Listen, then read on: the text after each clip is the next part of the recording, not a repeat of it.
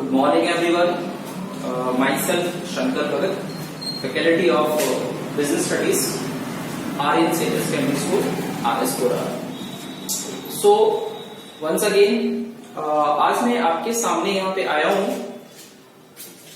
Business studies के बारे में कुछ समझाने के लिए। यानी कि जैसे आप लोगों को पता है कि जैसे आप 10th पास होते हैं तो आप 11th में आते हैं तो एक नया सब्जेक्ट आपके सामने होता है। जैसे आप कॉमर्स चूज करते हैं तो आपके पास एक न्यू स्ट्रीम होती है ना। तो न्यू स्ट्रीम आते ही आपके लिए सब कुछ नया सा होता है, डिफरेंट सा होता है। ऑल्दो इसमें बड़ी सारी चीजें जो होती हैं आपने एसएसटी में, आपने ज्योग्राफी इकोनॉमिक्स में पढ़ी होती है, बड़ी सारी चीजें आपने, है ना। लेकिन आपको एक कॉमर्स एक न्यू सब्जेक्ट होने के नाते इसमें आपको धीरे धीरे कॉन्सेप्ट डेवलप होता है कि आखिर ये है क्या सब्जेक्ट, कॉमर्स स्ट्रीम क्या है, ये किसके लिए है, ये सारी चीजें होती हैं। मैं बात करूंगा बिजनेस स्टडीज के बारे में, जो कि कॉमर्स में एक न्यूली सब्जेक्ट है ना। तो इसमें आप देखेंगे बिजनेस स्टडीज जो क्लास 11th के बारे में आज हम डिस्कशन करने वाले हैं। तो जैसे आप 11th में आते हैं तो आपको ये सब्जेक्ट आपको रखना पड़ता है, जो कि कंपलसरी, ठीक है। ये कंपलसरी है कि आपको ये रखना पड़ेगा। आपको 3 सब्जेक्ट जो टोटली कंपलसरी है, 2 आपके ऑप्शनल रहेंगे, जिसमें आपको अकाउंटेंसी, आपका ये बिजनेस स्टडीज और इंग्लिश, ये 3 तो कंपलसरी है। बाकी 2 फर्दर आपके रहते हैं। एक रहता आपका पीएचई और एक रहेगा आपका इसके अलावा जो रहेगा आपका 4 हो गए और एक और रहेगा आपका ऑप्शनल, ठीक है। तो जो आप चूज करना चाहेंगे यानी एंटर और इकोनॉमिक्स दोनों में से, तो टोटल आपके 5 सब्जेक्ट हो जाएंगे। तो आज मैं बिजनेस स्टडीज के बारे में बात करूंगा। सबसे पहले इसको इंट्रोड्यूस करने से पहले बता दूं कि आपका जो ये पेपर है 11th क्लास का, वो रहता है, देख सकते हैं 90 मार्क्स की थ्योरी और 10 मार्क्स का आपका प्रोजेक्ट रहेगा, है। तो ये इस तरीके से आपका ये पेपर का पैटर्न है। तो बात करेंगे यहां से कि टोटल चैप्टर कितने हैं। तो आपकी जो बुक है वो 2 हिस्से में डिवाइड है। एक तो आपका जो बुक है वो टोटल है कि बिजनेस फाउंडेशन के बारे में, ठीक है, जिसमें आप कंप्लीटली बिजनेस से रिलेटेड जो भी है वो फाउंडेशन रखी जाती है आपकी कि बिजनेस है क्या, ठीक है। इसमें आप कंप्लीटली क्या पढ़ेंगे, बिजनेस फाउंडेशन के बारे में एक तरीके से कहा जाए। पार्ट ए, मैं इसका नाम दे देता हूं पार्ट ए और इसका नाम देता हूं आपको पार्ट बी। तो 2 तरीके से आपको 2 पार्ट में आपकी ये पूरी बुक डिवीजन में है ना।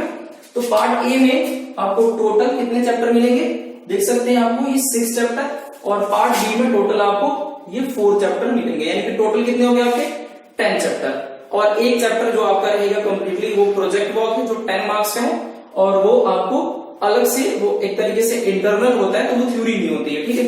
तो जो आपका पेपर होता है बेसिकली वो 90 मार्क्स का, ठीक है, जो पेपर है। बात करेंगे कि जब आप 11th में आएंगे तो बिजनेस स्टडीज में क्या पढ़ने वाले हैं, आखिर ऐसा क्या है जो बिजनेस स्टडीज में हमें पढ़ने को मिलेगा और हमें पढ़ने से क्या होगा। देखिए मेरा सिंपल सा मानना है कि कोई भी इंसान कुछ भी स्टडी करता है या कुछ भी करता है काम, कोई भी काम करता है, उसका एक ऑब्जेक्टिव होता है ना। ऑब्वियस सी बात है, जैसे आप कोई काम कर रहे हैं, जब आप पढ़ाई कर रहे हैं ना, पापा आपके जॉब कर रहे हैं या कोई भी काम कर रहा है, कोई भी इंसान, उसका भी एक ऑब्जेक्टिव है। मैं भी यहाँ पे आपको पढ़ा रहा हूँ तो मेरा भी एक ऑब्जेक्टिव है। सो ऑब्वियस सी बात है कि हम अगर why we are going to study business studies in commerce, ये हमारा एक मेन मकसद है कि हम बिजनेस स्टडीज क्यों पढ़ना चाहते हैं, ठीक है। और हम पढ़ के क्या मिलेगा, हमें एक एम और ऑब्जेक्टिव लेके चलना है अपने दिमाग में कि जब भी हम बिजनेस स्टडीज के क्वेश्चन पढ़ें या कुछ भी पढ़ें तो आखिर क्या इसका ऑब्जेक्टिव क्या है। तो इसका जो चैप्टर डिजाइन किया हुआ है वो इस तरीके से डिजाइन किया हुआ है कि हमारा जो ऑब्जेक्टिव वो क्या हो जाए, फुलफिल हो जाए। तो देखो इसके चैप्टर को मैं डिस्कस करूंगा तो ऑटोमेटिकली आपको एक डेवलपमेंट का प्रोसेस हो रहा है कि वो कैसे कैसे धीरे धीरे चैप्टर के थ्रू आपके बिजनेस स्टडीज के बारे में आपकी डेवलपमेंट। जैसे मैंने आपको इसका नाम ही दे दिया कि पार्ट ए का नाम है इसका बिजनेस फाउंडेशन, यानी कि आपको बिजनेस से रिलेटेड आपके अंदर फाउंडेशन रखी जाती है। तो 1 बाय 1 डिस्कस करेंगे यहाँ पे कि क्या क्या चैप्टर है। तो पहला आपका चैप्टर है इसमें nature and purpose of business. तो इसमें हमारा जो बेसिक टॉपिक जो है कि nature and purpose of business, इसमें हम ये पढ़ेंगे कि जो मेन हमारा जो वर्ड है यहाँ पे बिजनेस, वो इसका नेचर कैसा है और इसका पर्पस कैसा है। इसमें एग्जांपल के तौर पे हम क्या पढ़ेंगे, बेसिकली इसमें पढ़ेंगे हम कि जो एक्टिविटीज होती है हमारी, specially economic and non economic activities, ठीक है, नॉन इकोनॉमिक एक्टिविटीज एक्टिविटीज वो क्या होती है, ठीक है। जैसे आपको पता है दुनिया में कोई भी काम करते हैं तो वो या फिर हम पैसे के लिए करते हैं या फिर हम किसी की हेल्प करने के पर्पज से करते हैं, दो ही टाइप का काम होता है। तो उसमें से हम ये सारी डिटेल पढ़ेंगे, या फिर इकोनॉमिक एक्टिविटी क्या होती है, नॉन इकोनॉमिक एक्टिविटीज क्या होती हैं, ये सारी डिटेल में हम इस चैप्टर में पढ़ेंगे। और धीरे धीरे इसमें हम डिफरेंट टाइप के चीजें पढ़ेंगे, लाइक प्रोफेशन क्या होता है, बिजनेस क्या होता है, और how it is differ from business differ from profession, employ क्या होते हैं, एम्प्लॉयमेंट क्या होता है, और इन सब में क्या इनको क्या क्या मिलता है, इनको सब सारी चीजें हम इस फर्स्ट चैप्टर में डिस्कस करते हैं, हम पढ़ते हैं, ठीक है। उसके बाद हम सेकंड चैप्टर, आप देखो जैसे आपने थोड़ी सी बिजनेस के बारे में पढ़ लिया तो आपके दिमाग के अंदर कॉन्सेप्ट आ गया कि बिजनेस है क्या। अब हम फर्दर खुद हम अपना बिजनेस शुरू करना चाहें तो अब क्या होगा, आपको किस टाइप का बिजनेस खोलना है, आपको है ना, सिंगल है, पार्टनरशिप में है, ग्लोबल है, क्या है आपका बिजनेस क्या है। तो यहाँ पे आपको क्या मिलता है, हमें डिफरेंट फॉर्म ऑफ बिजनेसेस हमें पढ़ने को मिलता है, different form of business organisation. अब इसमें क्या क्या मिलेगा, जैसे मैंने भी कहा कोई आप बिजनेस शुरू करना चाहेंगे तो आपका बिजनेस क्या होगा, क्या आप अकेले एक बिजनेस खोलना चाहेंगे या पार्टनरशिप में खोलना चाहेंगे, कैसा होगा आपका बिजनेस का मॉडल। तो ये आपको इस चैप्टर में आपको क्या मिलेगा बेसिकली, कि आपका बिजनेस कैसा होगा, आपका सोल प्रोप्राइटरशिप बिजनेस रहेगा या पार्टनरशिप में रहेगा। तो ये सारी चीजें हमें पढ़ने को मिले। इसमें पार्टनरशिप एक्ट के बारे में पढ़ेंगे हम, कंपनीज एक्ट पढ़ेंगे, पार्टनरशिप डिड क्या होता है, ये सारी चीजें यहाँ पे डिस्कस की जाएंगी इसमें चैप्टर नंबर सेकंड में। उसके बाद थर्ड चैप्टर आप देखेंगे इसमें, अब जैसे आपको पता लग जाएगा कि बिजनेस के फॉर्म पता लग जाएगा तो उसके बाद क्या आएगा, आपको अपनी ऑर्गेनाइजेशन के बारे में पता लग गया। अब हमें इस मार्केट में और भी ऑर्गेनाइजेशन है जिसके बारे में हमें पता होना चाहिए, जैसे कि पब्लिक ऑर्गेनाइजेशंस क्या होती है, पब्लिक एंटरप्राइजेस क्या होती हैं, प्राइवेट एंटरप्राइजेस क्या होती हैं, ग्लोबल एंटरप्राइजेस क्या होती हैं, ये भी डिस्कस करना हमें इस चैप्टर में पढ़ना आगे फर्दर, ठीक है। तो इससे क्या होता है, हमें ओवरऑल नॉलेज हो जाता है कि कैसे इसको हम पब्लिक एंटरप्राइज बोलेंगे, इसको हम प्राइवेट बोलेंगे, इसको ग्लोबल एंटरप्राइजेस बोलेंगे, धीरे धीरे धीरे धीरे दूसरी बात। अब देखो यहाँ तक हमें थोड़ा सा नॉलेज हो गया, उसके बाद हम क्या पढ़ेंगे, बिजनेस सर्विसेज के बारे में, ठीक है। तो बिजनेस सर्विसेज में हमें क्या पढ़ने को मिलेगा, इसमें स्पेशली बैंकिंग क्या होता है, डिफरेंट टाइप के अकाउंट्स होते हैं बैंक में, सारी चीजें वो हम डिटेल में डिस्कस करेंगे। उसके बाद इंश्योरेंस, ठीक है, इंश्योरेंस के अंदर क्या होता है, सब कुछ हम सारी बातें यहाँ पे डिस्कस करेंगे, ठीक है। उसके बाद हमारा रहेगा एमर्जिंग मोड ऑफ बिजनेसेस। आपको पता है कि जो बिजनेस का मोड है वो बड़ी तेजी से बदल रहा है, सबको पता है। एक जमाना था जब हमारे यहाँ बाजार में एक शॉप होती थी और हम सब जाते थे वहां पे और सामान खरीद के लाते थे। आज देख सकते हो धीरे धीरे धीरे बिजनेस का मॉडल कितना बदल गया। आज हम अपने फोन में ई कॉमर्स साइट के थ्रू कोई भी चीज आप अपने घर में मंगवा सकते हैं। वैसे ही आप देख सकते हैं कि बिजनेस का जो मॉडल है वो कंप्लीटली बदल चुका है। आपसे मैं अगर पूछूं कि दुनिया का रिचेस्ट पर्सन कौन है तो आप क्या बोलोगे, तो आप बोलोगे बिल्कुल बेजोस है। तो अब क्यों है, क्योंकि उनकी अमेजोन की कंपनी है जो कि एक ई कॉमर्स कंपनी है। तो आप देख सकते हो वो भी बिजनेस करते हैं, लेकिन कहने का मतलब मॉडल चेंज है। तो कहने का मतलब ये कि हम इसमें स्पेशली फोकस क्या करेंगे कि जो नया एक मोड आ रहा है मार्केट में जो बिजनेस करने का, वो स्पेशली इसमें ई बिजनेसेस के बारे में रहेगा, ठीक है। वो हम इसके बारे में पढ़ेंगे, ई बिजनेस क्या होता है, इसके एडवांटेज क्या है, डिसएडवांटेज क्या है, इससे जो प्रॉब्लम आ रही है वो क्या क्या प्रॉब्लम हो सकती है बिजनेस में, फिर उसका सोल्यूशन क्या हो सकता है, ईच एंड एवरीथिंग इसमें पढ़ेंगे। उसके बाद हमारा रहेगा, देखो अब यहाँ तक तो आपके बिजनेस के बारे में आ गया, ठीक है। आप आपने सब कुछ आपने पढ़ा, ये बिजनेस सब कुछ पढ़ लिया। यहाँ लास्ट जो चैप्टर है वो बड़ा ही इंपॉर्टेंट रहता है, वो है social responsibility of businesses and business ethics. देखिए कोई भी बिजनेस इस सोसाइटी से अलग नहीं हो सकता, है ना। सो इस सोसाइटी से अलग नहीं हो सकता, वो बेसिक बात है। इस बिजनेस जो भी बिजनेस एंटरप्राइजेस चलाता है उसको इस सोसाइटी का भी स्पेशल फोकस रखना पड़ता है, ख्याल रखना पड़ता है। तो बेसिक बात है, आपको हर बिजनेसमैन की रिस्पॉन्सिबिलिटी होती है, वो कौन कौन सी होती है हम पढ़ेंगे इसमें हम स्पेशल CSR के बारे में पढ़ेंगे थोड़ा सा, ठीक है। उसके बाद बिजनेस एथिक्स के बारे में, जैसे मान लीजिए कि आपने कोई कंपनी खोली और आपकी एक फैक्ट्री है और वो फैक्ट्री से बहुत सारा धुआं निकल रहा है, तो जिस सोसाइटी में अगर धुआं फैलेगा तो क्या वो लोग आपको वहां पे अलाउ करने देंगे, या क्या आपको गवर्नमेंट के पॉलिसी वहां पे फैक्ट्री रन करने की ज्यादा देर रन करने देंगे? तो बेसिक बात है नहीं।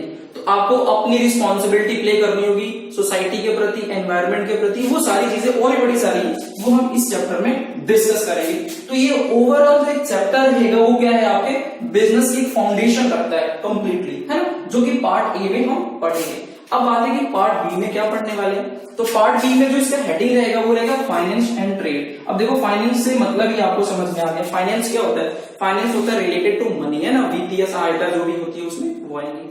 अब ट्रेड क्या हो गया? ट्रेड सबको पता है कि हम व्यापार जो करते हैं आपस में, ठीक है, एक जगह से दूसरी जगह सामान भेजते हैं। तो इसमें हम सारे पढ़ेंगे। इसमें आपको मेनली 4 चैप्टर मिलेगा। देखिए पहला चैप्टर आपका सोर्सेस ऑफ बिजनेसेस, ठीक है, बिजनेस फाइनेंस चैप्टर का नाम क्या है? इसमें जो रहेगा सोर्सेस ऑफ बिजनेस फाइनेंस, यानी कि जो बिजनेस में पैसा है वो कहां से आएगा। अगर आप कोई बिजनेस खोलना चाहते हैं, रन करना चाहते हैं, तो उसमें पैसा वो कहां से आएगा।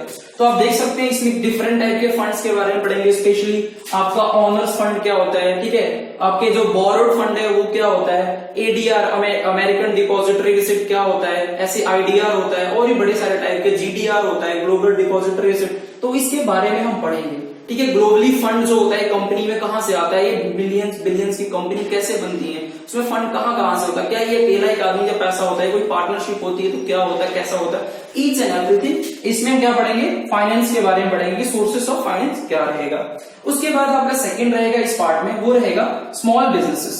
स्पेशली स्मॉल बिजनेस में क्या रहेगा, हम पढ़ेंगे इसमें इंटेलेक्चुअल प्रॉपर्टी राइट के बारे में, यानी बिजनेस को हम कैसे यहाँ पे कैसे हम एक तरीके से बिजनेस खोलेंगे, क्या क्या हमें कहाँ पे रजिस्ट्रेशन करवाना पड़ेगा, क्या होता है सारी चीजें। इंटेलेक्चुअल प्रॉपर्टी राइट स्पेशली कि अगर मैंने सेम नाम पे कोई कंपनी खोल दी तो क्या होता है, रजिस्ट्रार के पास कंपनी कैसे रजिस्टर करवाते हैं, ईच एंड एवरीथिंग इसमें हम पढ़ेंगे। स्पेशली फोकस हमारा रहेगा एमएसएमई भी यहाँ पे रहता है। तो ये आप देख सकते हैं कि इसमें हमारा जो एक मॉडल है वो डिफरेंट है इस पार्ट में। एंड थर्ड रहेगा आपका इंटरनल ट्रेड, ठीक है। इंटरनल ट्रेड जैसे हम पढ़ेंगे, सबको पता है इंटरनल ट्रेड क्या होता है, वो ट्रेड जो विद इन कंट्री की जाती है। और एक्सटर्नल ट्रेड या कह सकते हैं इंटरनेशनल ट्रेड, तो उसको हम क्या बोलते हैं, जो आउट ऑफ द कंट्री, यानी कि एक कंट्री सारी दुनिया के साथ जो ट्रेड करती है उसे कहेंगे।